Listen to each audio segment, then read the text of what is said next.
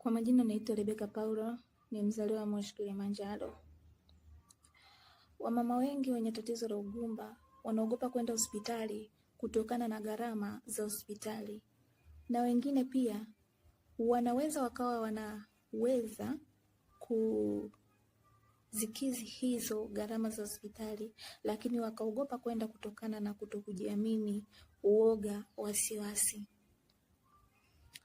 Wamama wengi wenye tatizo la ugumba tayari wameshapata hofu moyoni, wameshapata wasiwasi na uoga moyoni, hivyo wanaogopa hata watakapokwenda kwa daktari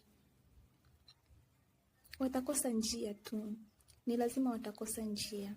Hivyo hiyo ni sababu ambayo inawafanya mama wengi wenye tatizo la ugumba washindwe na waogope pia kwenda kwa daktari, kwenda kupata ushauri zaidi. Wanaogopa kwenda kwa daktari kutokana na hofu, uoga na wasiwasi, pasina kujua ya kwamba daktari au hospitali ndilo jambo ambalo ni utatuzi kwao. Hivyo ninawashauri wamama, wadada ambao tayari wameshajua kwamba wana tatizo la ugumba wajitahidi. Kuhusu swala la gharama, hilo si tatizo, kwa sababu unaweza ukapambana, kwa sababu wewe ni mwanamke.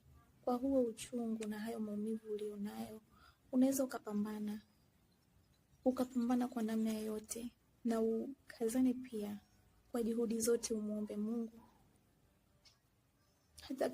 Hata kama gharama ni kubwa, hauwezi shindwa kupata kiasi cha kwenda kujua utatuzi wa hilo tatizo lako.